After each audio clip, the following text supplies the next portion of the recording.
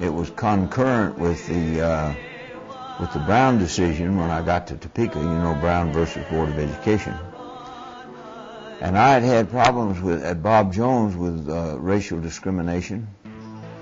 Somehow it didn't suit my understanding of the scriptures. It seemed to me that as an adjunct to what I was preaching, that nobody was effectuating any civil rights in this Jim Crow town. No lawyer was doing anything about it. I went to the law school and I effectuated the Civil Rights Act. Both the Brown case opened it up and the Civil Rights Act of 1964. It was no big thing when he started in those days if the phone rang and you picked it up to have someone on the other end of that phone screaming at you all manner of nigger lover and things like that. And we had our cars shot up and the building was shot up and just anything like that was bound to happen. So we seem to have always had a little controversy that surrounds us. My youngest brother, Tim, who lives across the street here, he was in grade school, and my dad reopened that Brown versus Board of Education case that, you know, came out of Topeka. 4 or 5 kids beat the crap out of him on the way home from school one day. Kids just come to school and just start hitting me. And it was so bizarre to me. Well, I mean, I was a quiet kid. I wasn't like real social. And at that time, we were in a school that was predominantly white. It was the newest and fanciest school in town. The parents didn't appreciate suddenly having to have black kids coming to their school, and it trickled down. And it was just an amazingly hostile environment.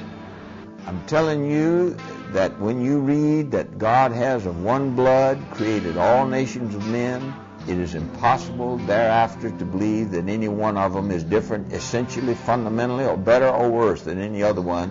And that's what the old preachers preached. And therefore, it's a part of my ministry when that law school is close at hand and when I have a natural propensity for such things, to just get a law degree. It was very easy. I was editor of the Law Journal and captain of the moot court team, those 2 extracurricular activities, either one of which is a man killer. I was both of them, and when I graduated, had 10 children. That was a third of the whole class. All the rest of the law students put together graduating when I did had 20, and I had 10. Since our father had taught us and ingrained in us the notion that there is no difference between any human versus another human. We all are of the same blood. It was a bizarre concept to me that anybody would honestly and genuinely believe that different races meant different qualities. Where we went to school, where our kids go today, there was like 2 black families in that whole grade school, middle school, high school on the southwest part of Topeka.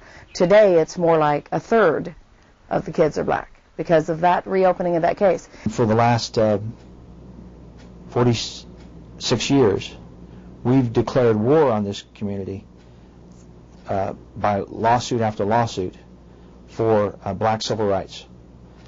And in fact, we were the only ones doing it for a long, long time. My father had the perseverance, the diligence, the strength to know how to get into federal court and to represent people's rights that had been violated way too long.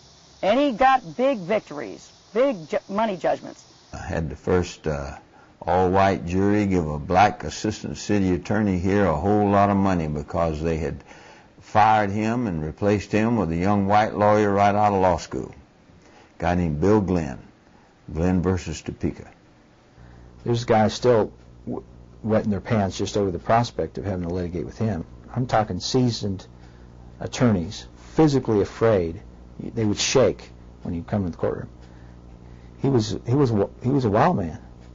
He might be a little heavy-handed, you know. He might be a little hard to take. He might say what he thinks, and it may not be something you want to hear, but his heart was not wrong, and that's why they hated him.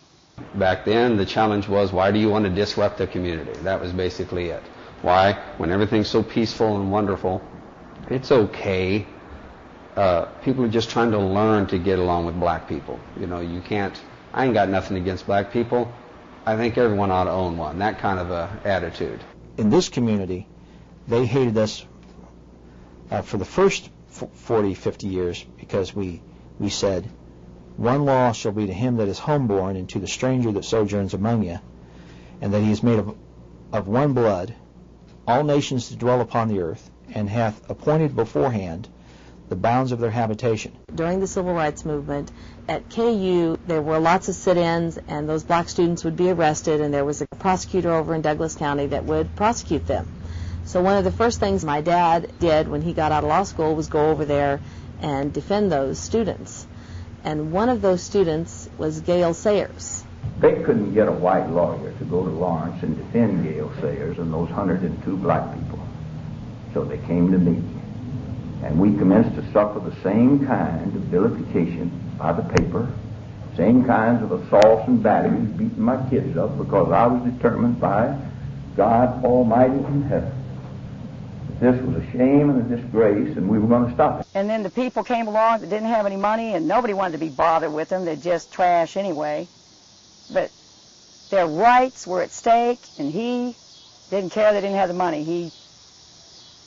He took the time to represent their rights. Fred Phelps is good at raising Cain in the courtroom and just about everywhere else. They passed out my stuff. It's earned him the wrath of some, the respect of others. On this day, he's accepting an award for his civil rights crusade, a crusade that began years ago when he was growing up in Mississippi. I say, there's only one class of people got treated worse than Negroes. And that was what those cultured white people called Negro lovers. God Almighty, you understand, never said it's an abomination to be black or old or disabled or female. All of those are protected classes in the Civil Rights Act of 1964. Now the fags want to be added to that. Those that have been discriminated against, especially by government, unwarranted because of immutable conditions of being. Understand, immutable conditions of being. You are black. It's not something you do. They deserve the protection of the law. That's Bible.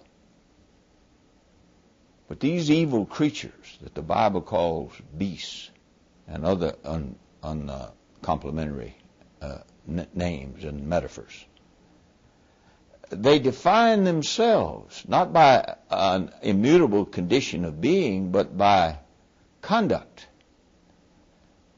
voluntarily engaged in, and not neutral conduct, but despicable conduct, filthy conduct, immoral, depraved, sinful, criminal conduct.